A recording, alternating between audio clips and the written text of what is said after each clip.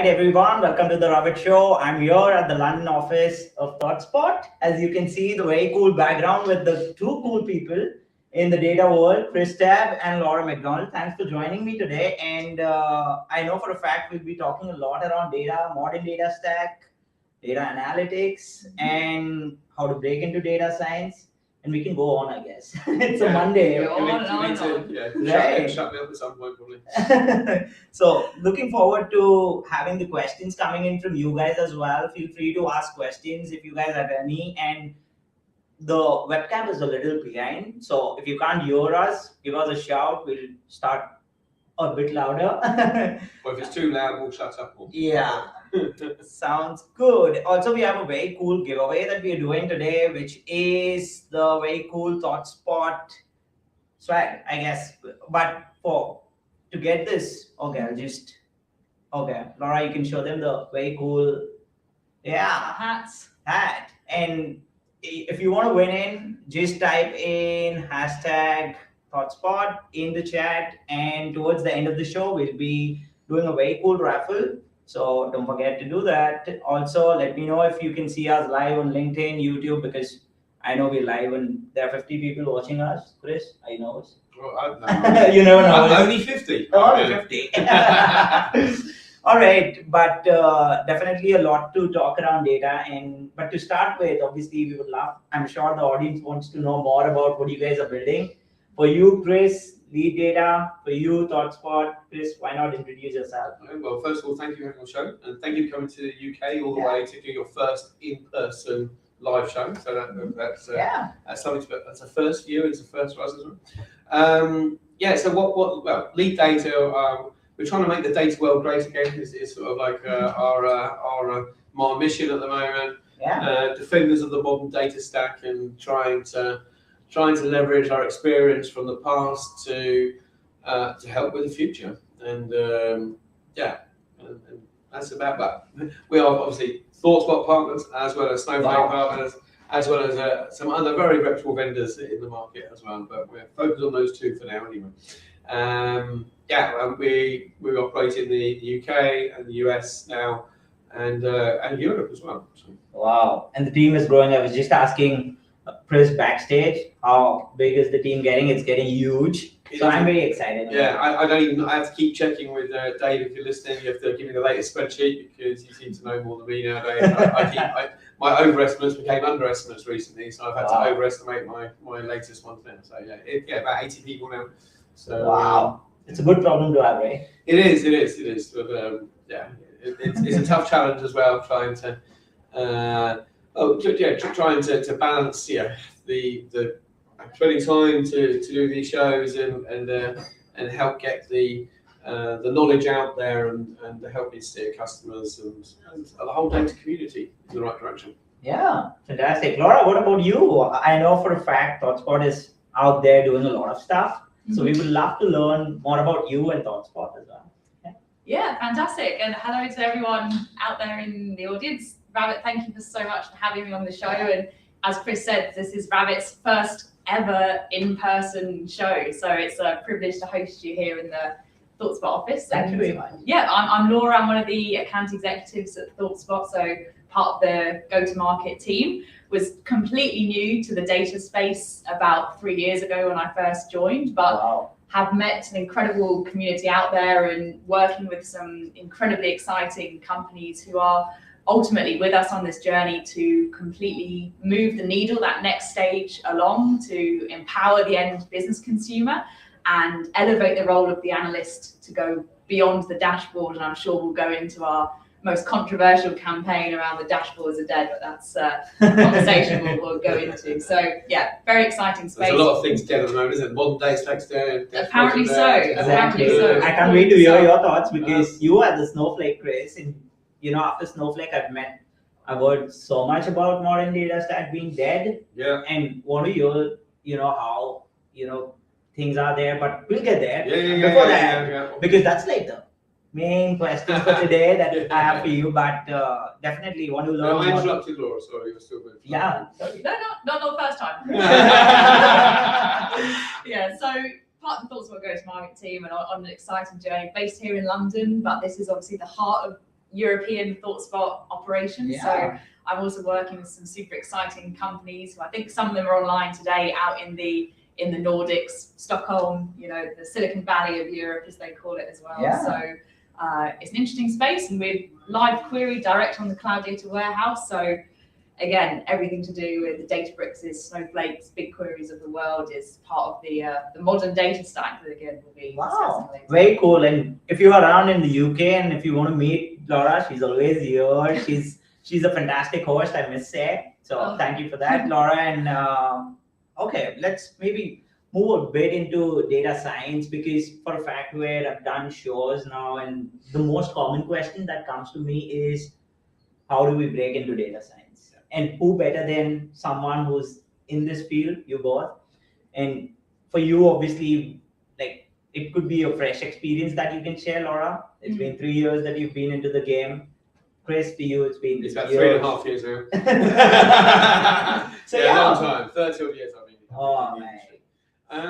So it's an interesting thing. You said that people want to get into data science. They think how they break into it, and I think that you're looking too far ahead rather than knowing that's actually what you want. So and I think I did a post recently about data engineering as well, because that's the new cool role to have, or the new focus, or the highest paid one now, or being up there as a higher salary. And I think the data scientist, that shiny role, never really existed, because all the data scientists still have to do all the data prep, they have to prepare it, and that's the things that probably they weren't expecting to do in that role of data scientist. They wanted to run their algorithms. And then some of those people probably found that they maybe enjoyed doing that data engineering role.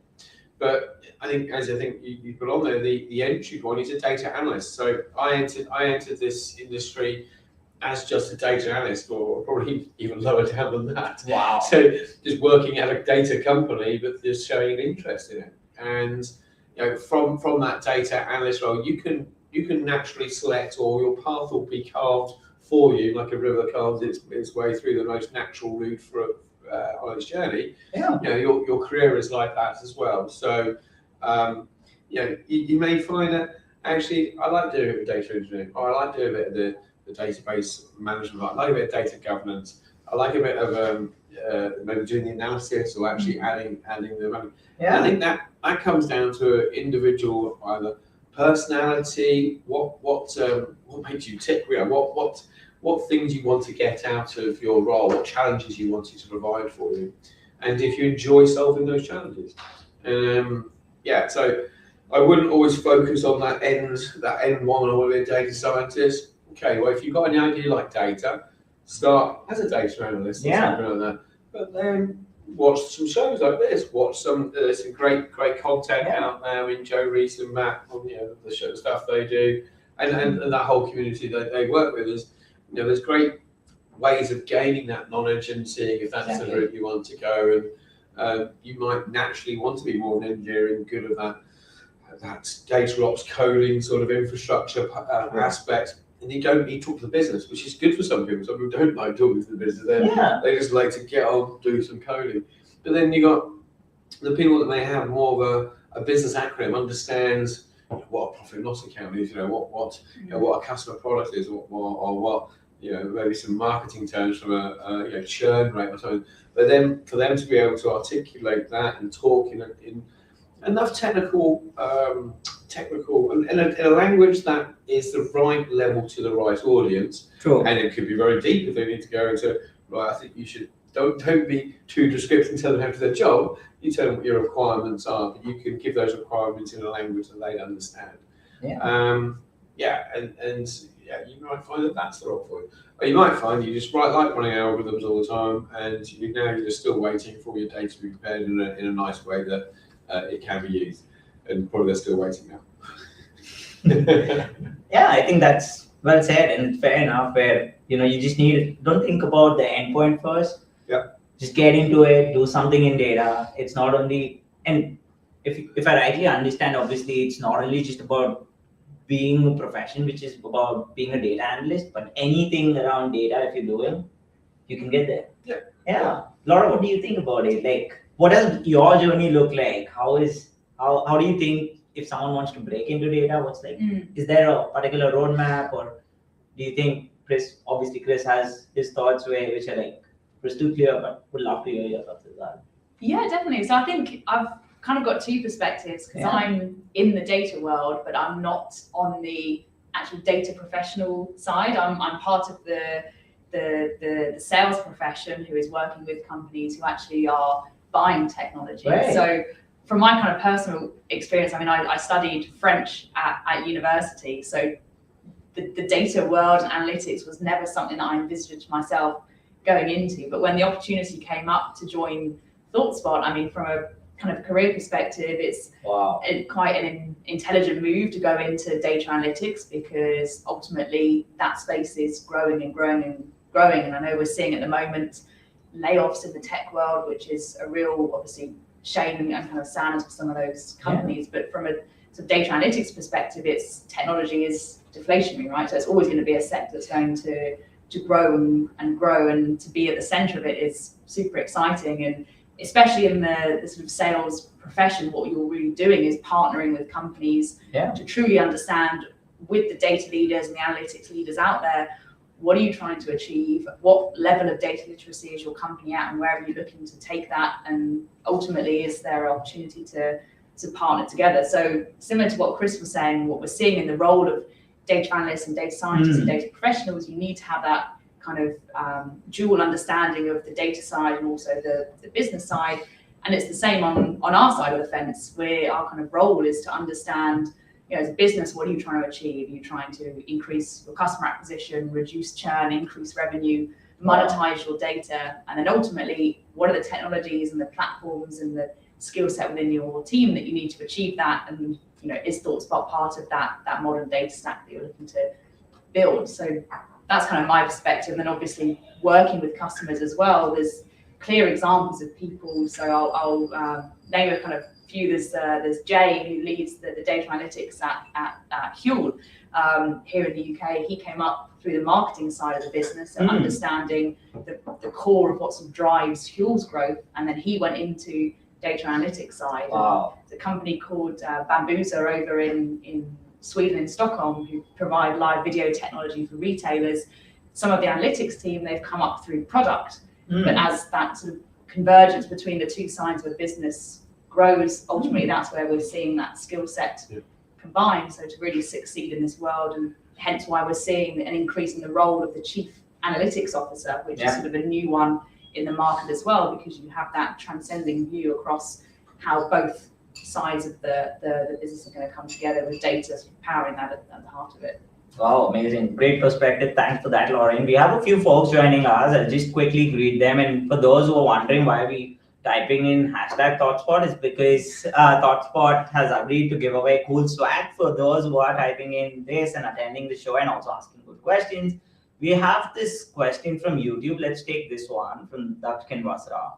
What are the foundation pillars of data engineers? For data engineers, foundation pillars. So, depends what part. With data engineers is quite a fragmented role now. Yeah. So there are pillars that would go to the end-to-end that would give you the skills needed to satisfy an end-to-end data pipeline. And they are now unicorns, because there's so many different skills within them. It becomes very difficult to find one person that has it. So starting from left to right, so you need to have some good infrastructure skills to be that unicorn data engineer. So know infrastructure as a code, maybe know Terraform, CloudFormation, to be able to deploy the infrastructure. Then for the next one, you need probably utilities that you need to deploy that code with. So you need to know because Python, maybe some Docker, maybe some ability to be able to run things like Sketch and that sort of technology. And then for your sort of like database foundations are referred to them as, so your schemas, the roles, technical roles, you'll need someone that can understand maybe what used to be called database management or DBA sort of skills. So being able to script up your containerized, you're talking Snowflake terms here, or whatever your data infrastructure is made up of, but it's for simplistic schemas and tables and roles for it.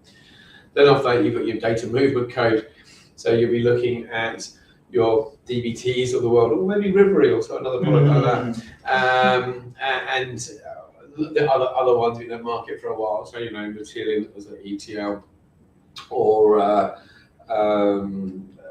Informatica, or Talons, or you can go on in the older boys, Data Stage, and some of the older players, ODI from Oracle.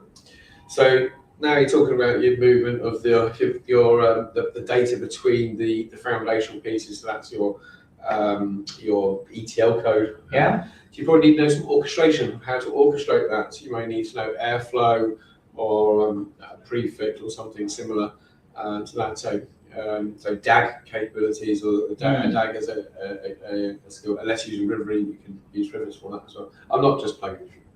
But of course not. No, not. Yeah. And then you've got on to the consumption element.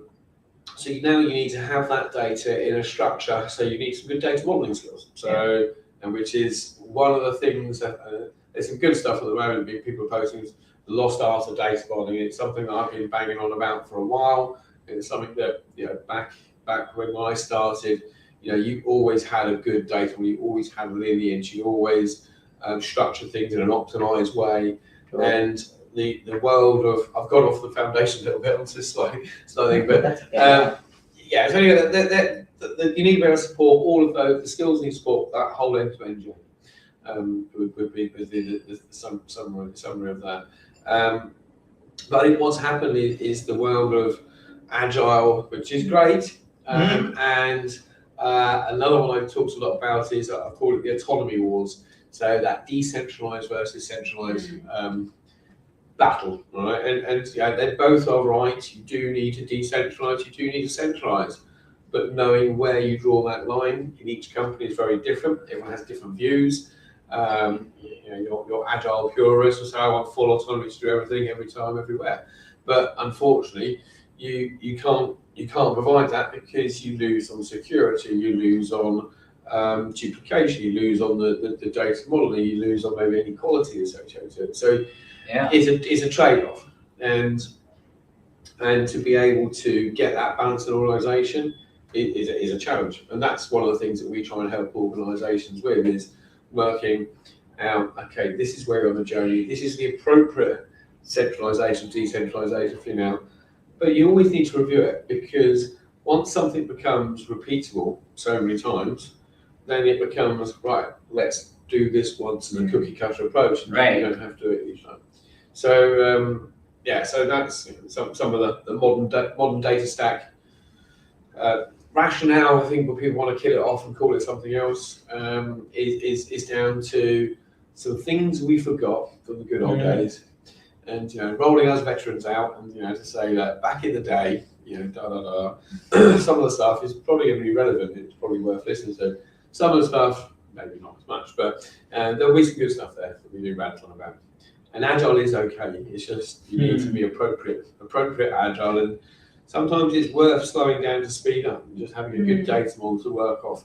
And it's a good segue into ThoughtSpot, because I think why we love ThoughtSpot so much is it's such a cool tech as well, but it does really enforce you writing a good data model and having some good data modeling best practice. So you put a good data model that's got a good metadata layer, a good worksheet, good descriptions, well modeled. You can give your data community all the answers they want, and then the answers are the things they didn't know, and then the answers are the things that they didn't think they would need to know, that they do know now. They do need to know now, and it's empowering them. And dashboards is dead comment as well. Is that things are static. You're going to look at a thing every time, and it goes, oh, it's okay. But maybe it's gone down slightly. But unless you actually know what the metrics are that's actually indicating it, all the answers they want, and then the answers. So it's keep giving that ability to empower your users. But that's what you see. Obviously, that's what you live and breathe now, trying to provide that lens onto the data by ThoughtSpot. Yeah, definitely. I didn't pay Chris to say that, by the way. You articulated that beautifully, but it's true, and that's what we see in the companies we work with as well. the kind of the data and analytics leaders, whether it's the VP of engineering or the head of analytics or whoever we're working with who's leading that modernization of the tech stack, they're always looking at the bigger picture. It's not just, okay, we want a tool for the ETL job, okay, we want a tool for data modeling, okay, we want a tool for analytics. It's what's the end goal? Well, it's making data more accessible to the business, and how do we achieve that with the sort of data as a product approach to the whole technology stack. And kind of backing off what Chris said, what we're seeing is that it is worth putting the effort in to make that what we often hear the term sort of walled garden of data, that the data professionals still own in the company, but it's clean, and then you make that available at scale. So there's no limitations of scale with ThoughtSpot, neither on data volumes, neither on end users. It's search across your data, interactive live boards without having to pre-build all of that. That's what creates the sort of technical debt in the first place. And I'm thinking back to when we ran our Beyond 2022 analytics conference in Vegas in May, and we had the VP of engineering from Afterpay, who's one of our fintech customers over in Australia. If anyone is, I don't know what time it is in Australia, if anyone's up in the audience from that part of the world, but he was talking about how his team, they can now make a new data set available, I believe it's Redshift, in 14 minutes to the business for consumption. And that's kind of unheard of with other tools. But when you have that framework in your cloud data warehouse, ThoughtSpot sits on top, it's a live query, there's no data movement, there's no data extraction, you don't need to remodel and pre-build everything into a dashboard. It's bring the table in, you expose it to the business. So that's going to really revolutionize how quickly they can, as an engineering team, actually showcase value, because that's the other kind of typical theme that we hear from the data community is we do all this work in the background, we do all this stuff in Snowflake, or we've done all this building, or we've brought dbt in to do some kind of really quick transformations, but no one sees it because it takes then days, weeks, even months sometimes in the larger enterprise customers we work with to actually make that data available in a dashboard, because of all the manual work that has to go into pre-building all those drill paths that ultimately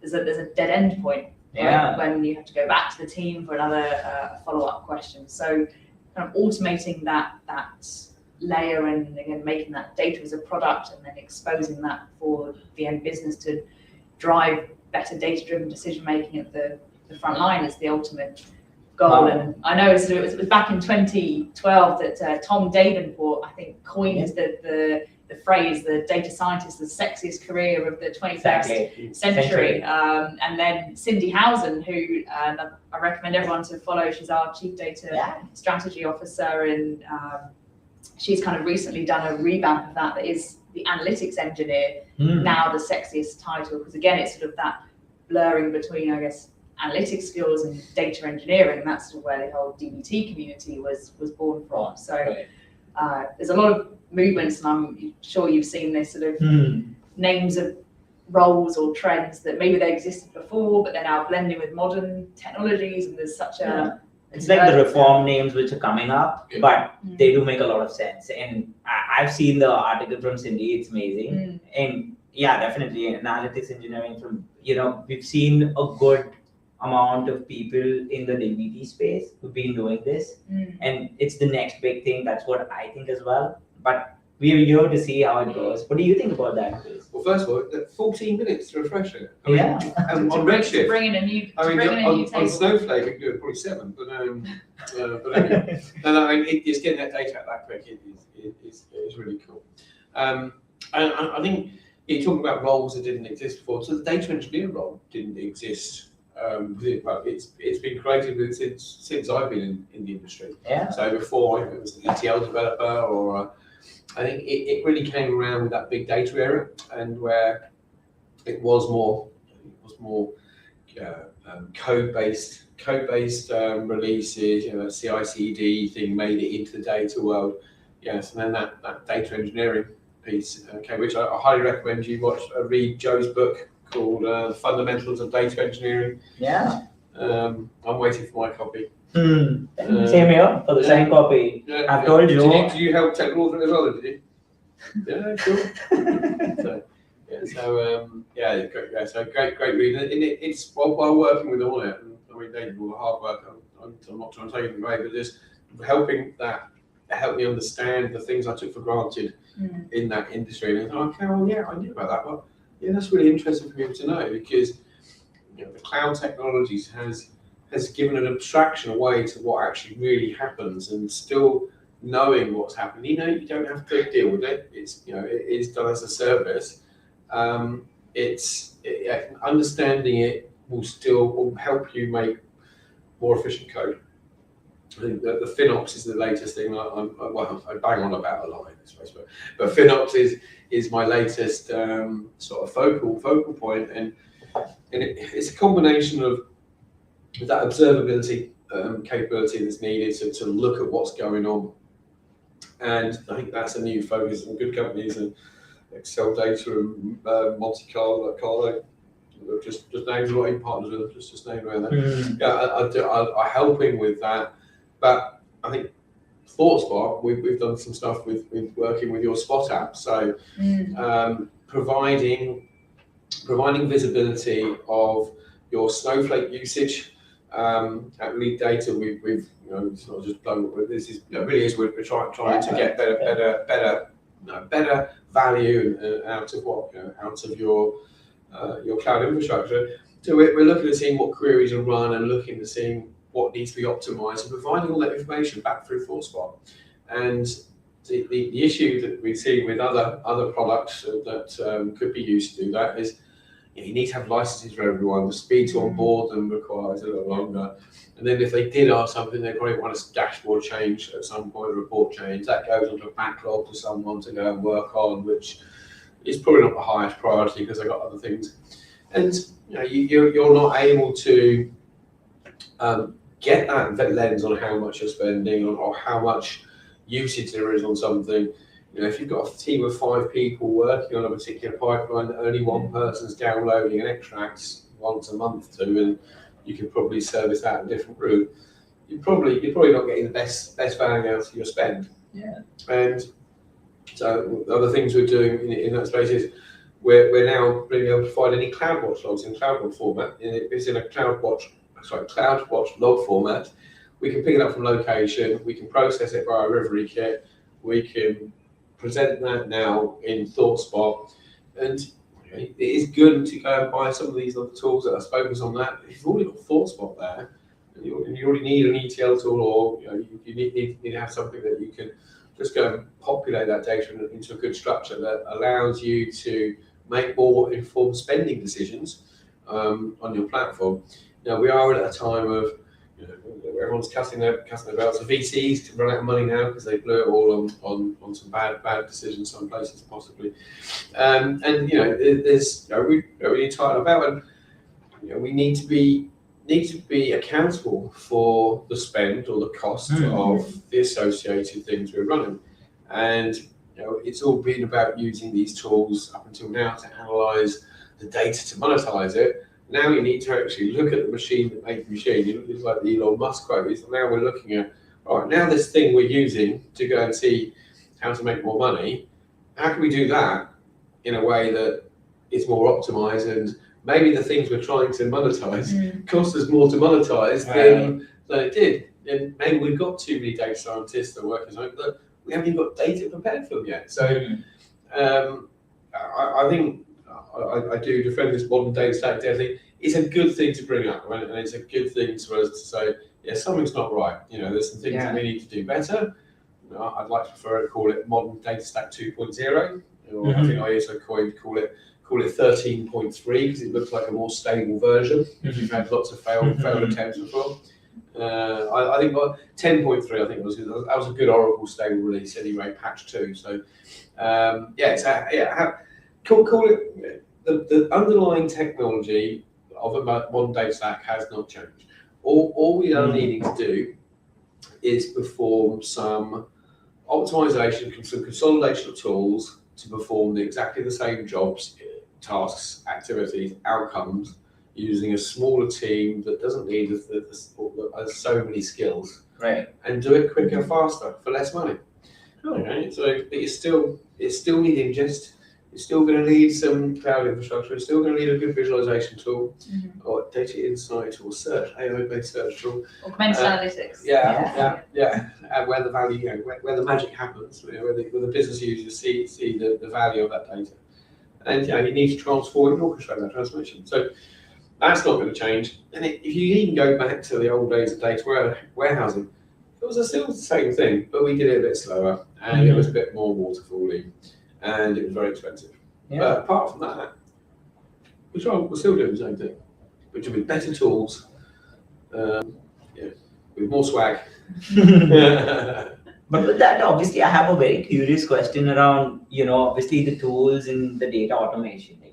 Which are these tools which you would suggest? I know, and you can be biased. Because you use it.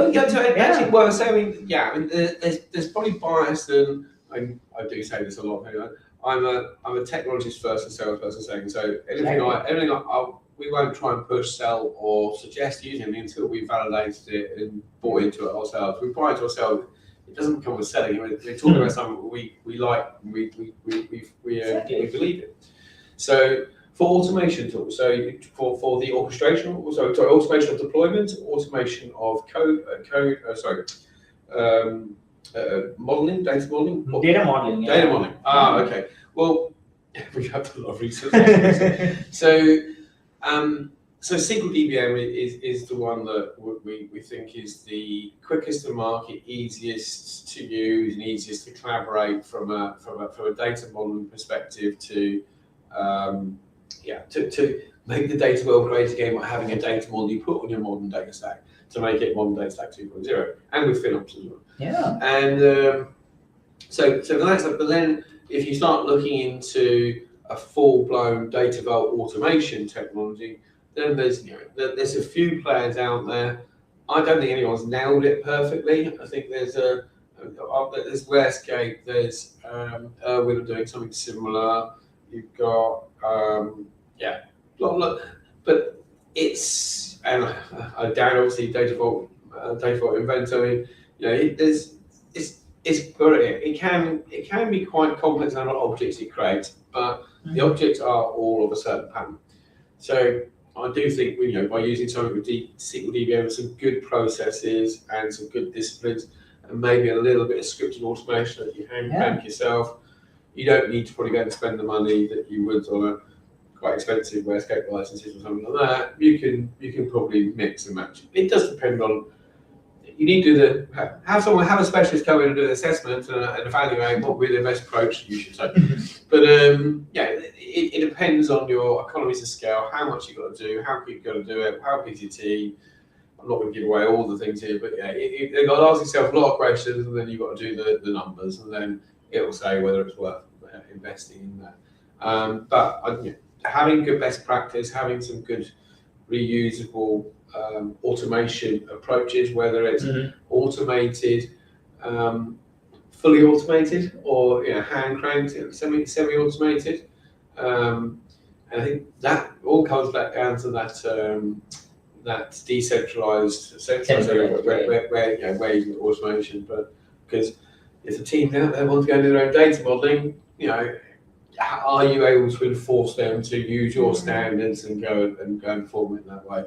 In my experience, it's very difficult. I think the route I like to go is that you can provide the rationale why people should do it in a certain way, and you need them to know the reasons, know the consequences of them not doing it, and hope they follow it. Because if you try and you'll only slow down the project, maybe they don't know the emphasis on MVP.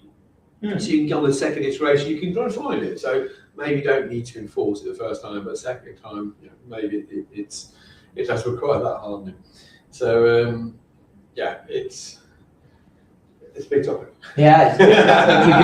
We can go on forever. That's like a whole new topic which we will definitely discuss in our 2.0 session with lead data and Chris as well. So we have a few comments. The time in Australia is 1:22 a.m. and Robert Robinson is joining us, and he says Cindy is awesome. Cindy is awesome. We agree, definitely. And a few questions that we have from our audience here is, One is from Ravina Oswald from YouTube. So excited for the first physical show. Thank you. It's Laura and Chris who made it possible. So thanks to them as well. Would like to know more about the journey of ThoughtSpot.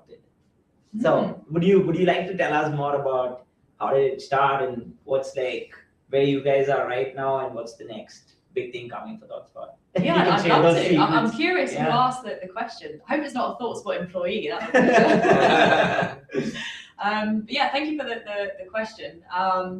There's a famous photo that's circulated many times on our internal Slack, and it's of the very first, it's either a scrap of paper or a napkin, and it's the first drawing of our two co-founders when they met in Starbucks in 2012 and founded the idea of ThoughtSpot. And the interesting thing is that they didn't come from an analytics background in the traditional sense. They actually came from the likes of Google's engineering team, Microsoft. Yeah. So they had come from the search-driven experience, search-driven domain. And the whole idea was, why is it so easy in our consumer lives to be able to just search for answers? And we see this transcending everywhere now. It's not just Google search, it's on Amazon, keyword search, it's on, Deliveroo, you keyword search for the food you want to be delivered. So they coined this idea looking at really the evolution of the analytics world, and they've been, Microsoft Objects and Tableau and Power BI, which are all fantastic tools, and they've all kind of gone through that journey of the analytics in the BI space. But according to Gartner, that adoption still hovers around that 30%, because there's this void between data professionals who understand SQL and how to join and how to build a dashboard using code, and then the rest of the sort of total addressable market, the consumers within an organization who are actually on the front line using reports and insights to make business decisions.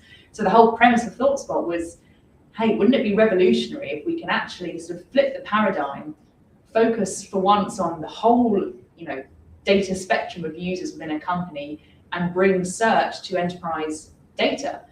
And that was how sort of ThoughtSpot started, and that's why we've always been known as the pioneer of search-driven analytics. And it's interesting because it's not just search that makes the interface so consumable by everyone. It's that combination of search across literally billions of rows of data. And I think I can't name them, but one of our customers hit the record of 1.2 trillion rows of data connected to. I don't even know, I can't even think of that number, but it's that speed to insight at scale and that interactivity of data as well. That was their whole purpose. And in terms of sort of where the company is going, again, we're looking at the live boards. It's how interactive are they compared to a typical dashboard in one of the more traditional dashboarding tools. They're pre-built, whereas in ThoughtSpot live boards, there's no predefining of drill paths. You have that data that's made available, and then you can, if you see a trending graph on your sales metrics and you see a spike, okay, I want to drill into, what was that by country, region, store? Okay, drill into again, was that by product, which SKU line, and go right down to the lowest level of granularity, which ultimately is what makes the difference. If you're making decisions on aggregated data versus on SKU level data, what is the needle that's going to drive for your business. So it's been a fantastic journey, because we started in the enterprise as well. Our first customer was Walmart over in the US, and that was sort of where we sat in the Fortune 50, Fortune 100 organizations. But then as we've sort of partnered and shifted to the modern data stack with the cloud data warehouses, now we've really sort of exploded in the kind of commercial market space as well, with SaaS companies, B2B startups who are all not wanting to build up technical debt and wanting to introduce something that's live consumable analytics right from day one. And that's why the role is so exciting. And then sort of where we're going as well, and we look at what came out of Gartner in London with Rita, the distinguished Gartner analyst. Her sort of two top trends that she talked about was automation and decline of the dashboard and empowering the consumer. So we're always focused on that as as the end goal, and that's where the automation piece comes in as well. Actually, the whole purpose of analytics is to make better, faster, accurate decisions on the front line. So pushing insights out as well, KPI monitoring and having sort of integrations. We have custom actions where if you run a search, market conversions, campaign number, whatever, this week versus last week, instantaneous answer, and then you want to export that to HubSpot or Marketo or MailChimp. Again, you can do that directly from ThoughtSpot. So really sort of closing the loop on analytics. And that's sort of, it's our 10-year anniversary this year, actually. Wow, congratulations. Yeah. ThoughtSpot has been into the game for 10 years now. Yeah, it does. It looks so new, right? And you've done so much in the space, like ThoughtSpot. And love the story, by the way. I really like how you guys, been there, and now 10 years, it's huge. But Chris, I'm kind of curious. I never asked you about lead data. Like, I know, you've gone now, you're growing, the team is growing drastically. But how did the birth happen in its bootstrap? So it's like, wow. So we, some careful spending at the beginning, I think was one. LEIT Data, there's the three founders, myself, Chris, and Ian. I don't know if anyone's online at the moment. So we worked together years ago, a company called BMW, which is probably no, they make the cars.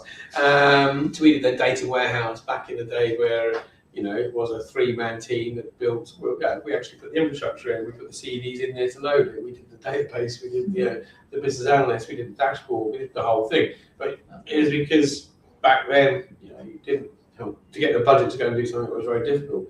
Right. So we all went on our journeys. We overlapped at a few places, but I think where this first started, I was doing work with Cloudera.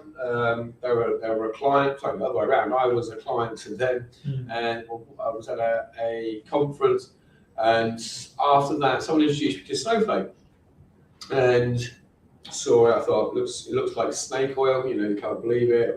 How can this all work with no indexes be this scalable?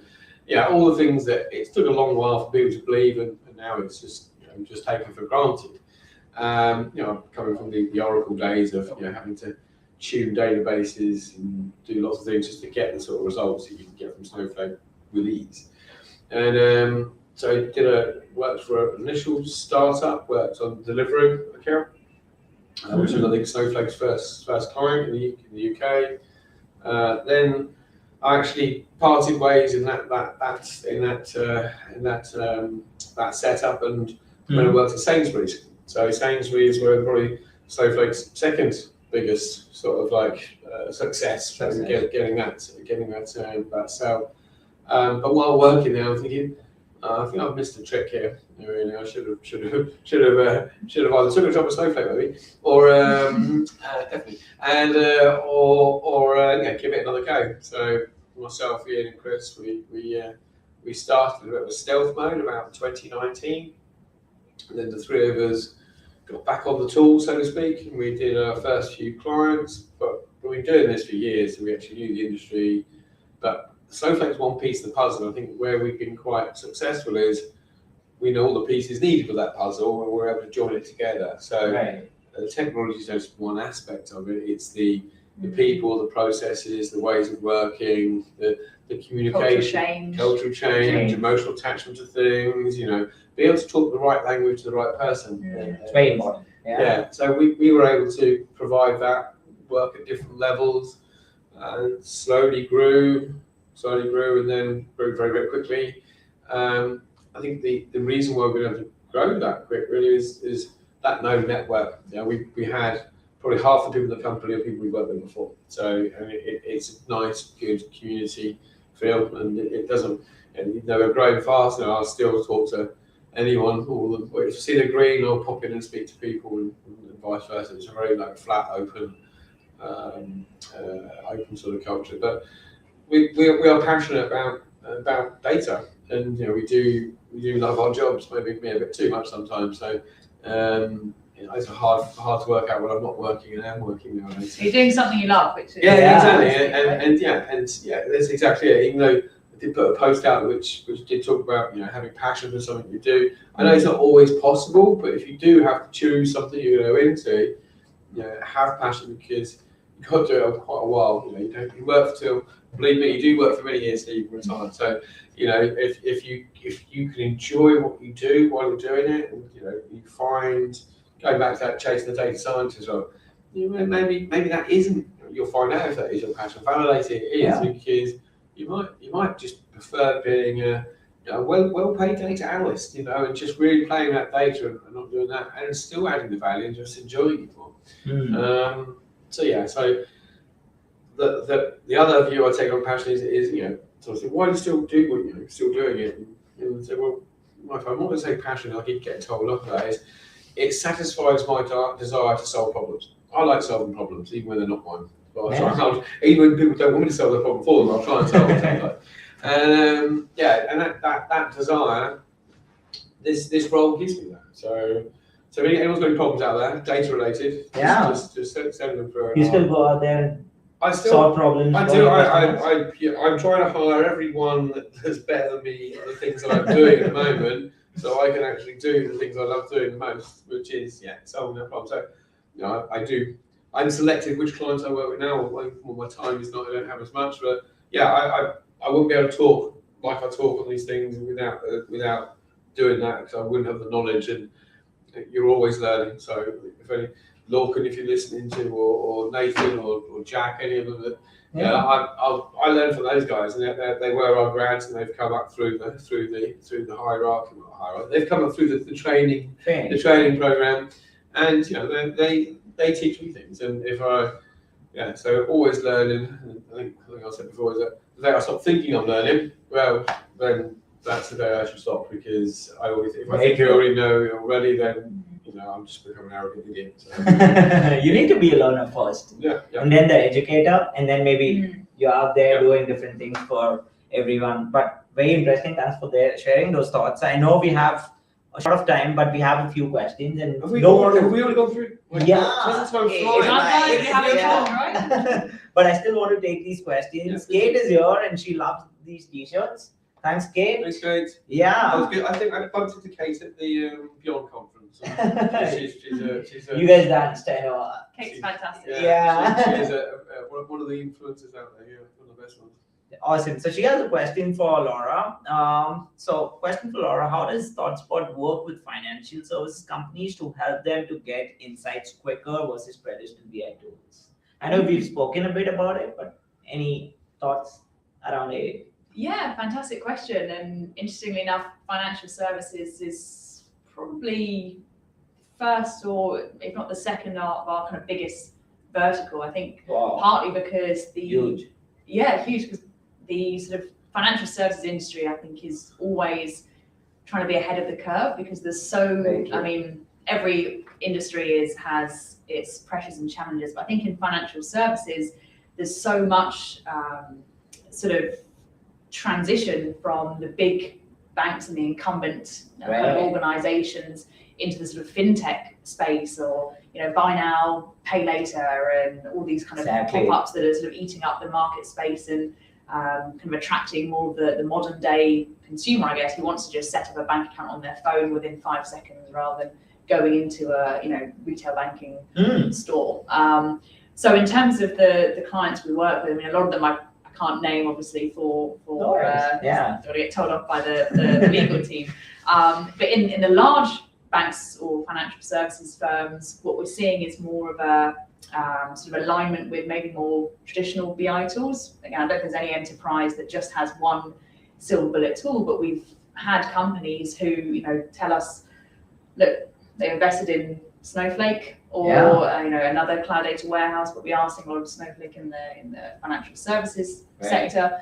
And then we have VPs of analytics who tell us that we are, there's actually one VP of data from one of our largest financial services firms in the US who told us that I'm building my career on ThoughtSpot and Snowflake. Wow! So it's a kind of a game changer for the personalities in these banks as well. And so my perspective, I work with a number of fintech companies here in the UK and some in the Nordics. And for them, the challenges that they're facing and why they need sort of live analytics technology is very much around that spurt of growth that a lot of fintechs had to gain the consumer through having cheaper sign-up rates or making it easier. It's all about sort of how quickly can I get a user like us to sign up on the mobile app. And if Revolut can do it in 5 seconds, but Monzo can do it in 4 seconds, they're going to gain that consumer, because we are impatient by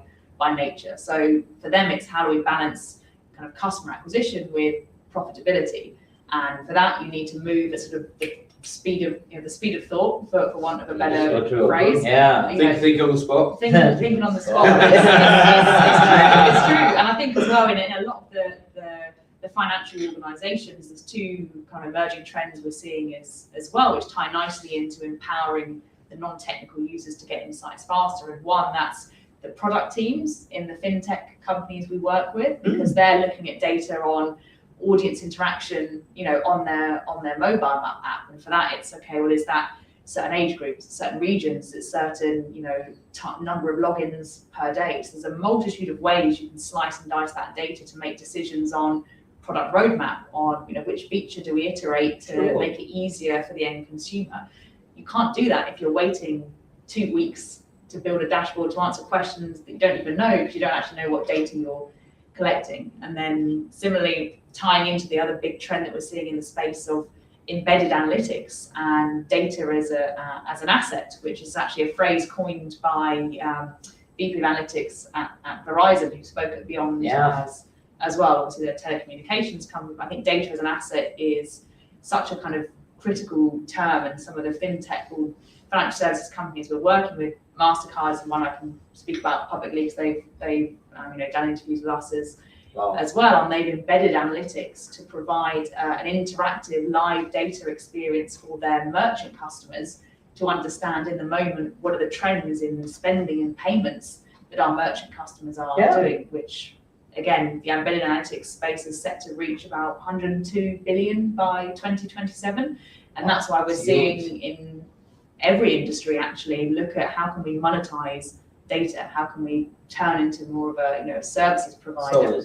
So it's an exciting space, and thank you for the question, Kate. Yeah, amazing. We have another one coming from Mike Nash, and Mike Nash is from UK as well. So his question is, what are your thoughts on data scene in UK, London? How does it differ to the US? First of all, Mike, sorry for cancelling tonight's meeting. I had one straight after this.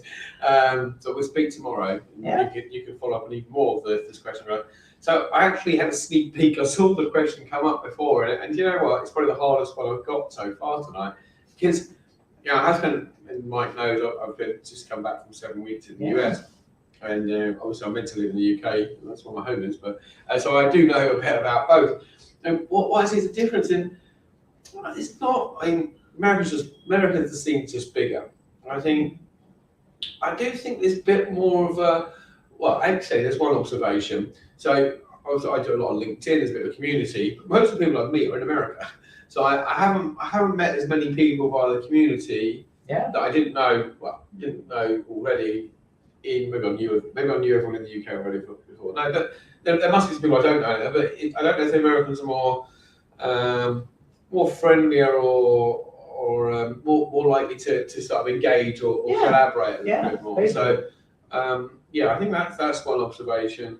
But I think the US are a little bit more concerned about the downturn in the market. I don't think it's quite seen as bad over here, because I get asked a lot over there, what my view is, and I'm thinking, it's not that bad. I don't think it's that bad. So that's the feeling I'm getting. I mean, we're still seeing there's lots of work there now. I think that in America, because there was maybe more of that VC spending was happening over there in the US, and because of the cutbacks with some of the data robot being one, I think some other ones that have laid off some people as well in that area. But most of the layoffs have been in maybe companies that are not building data technologies, but using thinking they can use the data to monetize it, and maybe they just finally got around to Finops. So they've just got around to looking how much this stuff was costing. They realised, all right, maybe we're burning a bit too much and not getting the right value out of it.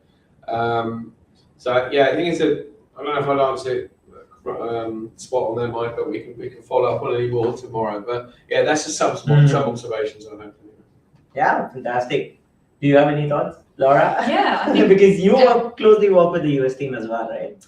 Yes, we do. Yeah, so we're obviously this is our sort of headquarters of EMEA, but we're very close with our friends in ThoughtSpot and the rest of the team over in the US and around the world as well. I think that there's always a slight delay between, like, the US is usually first in terms of technology trends, and it sort of filters into Europe and across there. But one thing I was thinking is kind of an interesting parallel actually is typically Silicon Valley has been the heart of everything tech and B2B companies and SaaS, and now we're seeing this new sort of hotspot in Austin in Texas is sort of where a lot of companies are going and putting their headquarters. So there's tax break then. There's a tax break, interesting, yeah. But there you go. So sort of there's a spreading out, I guess, of some of the innovation, and we're sort of seeing the same here in London's obviously a hotspot as well, as particularly for fintech. Actually, in East London, there's a lot of fintech startups over in some Shoreditch area, for anyone who knows London. But we're actually now seeing Manchester is becoming quite a hub. Matillion obviously are based there. We're actually doing an event on Wednesday this week with Phil Pearson from the Modern Milkman, if he's out there today, which is it's a milk delivery company started in Manchester, I believe. Yeah, I've seen it. Yeah, there you go. They've built their, again, modern tech stack, Snowflake, and now ThoughtSpot. They went live with almost 60 users in the first 30 days or something. So Phil's doing an amazing job, and that's sort of a hub of technology there as well. And Dublin actually in Ireland started CarTrawler, our first customer in Ireland last year. So there's sort of other pockets of innovation outside of London, which I guess as the world becomes a smaller place, sort of the data scene almost expands to other places as well. And I guess COVID and remote working has just accelerated that, because it's easier for talent to pop up everywhere nowadays. The next hotspot is going to be Portugal and Prague. Oh, is it? Well, that's because that's where we're going to I was going to say. But awesome, nice question. Thanks for that, Nike. I know we are up, but we have so much that we still have to discuss. We have women in data. We have tech companies, VCs. On data dead fully or not? Yeah. Who killed it? If it Who did? killed it? We want to know. We want justice. But if I know, and very quickly, just wanted to remind the folks who are joining us that you still have the chance to win ThoughtSpot giveaway.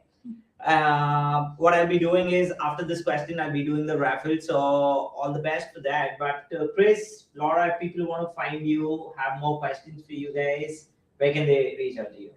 Well, on the website, www.leit-data.com, or just search Chris Tabb on LinkedIn, you'll find me. I'm quite prolific on there. Follow me on there, collaborate, reach out, or chris.tabb@leit.ltd. Awesome. Laura? Yeah, fantastic. Similar, it's www.thoughtspot.com, obviously, to find out about us, start a free trial, test it out for yourself, get hands-on, connect it to your own cloud data warehouse. Me personally, obviously I'm on LinkedIn, Laura McDonald, or Laura.McDonald@ThoughtSpot. Awesome. This is amazing. Thanks for this session. Let's do the giveaway very quickly. I know we have some 14 entries already. So all the best for those who have gone for this one. And this is how the raffle goes. It's very cool. It automatically picks a winner. And you can't influence it? No, I can't. Hey, Sonia from YouTube. Congratulations. Yeah. So this is how it's done. And but yeah, we're almost close to an hour. I don't know, time really flies. It was fantastic being here with you guys, hosting you. You really shared amazing insights, and thanks to ThoughtSpot for the office and for the place. We'll definitely see everyone around, and feel free to reach out to Chris and Laura on LinkedIn. check out their website. Chris is doing amazing stuff with LEIT Data and Laura with ThoughtSpot. Thank you everyone for joining us today. Seeing you off. Take care. Thank you.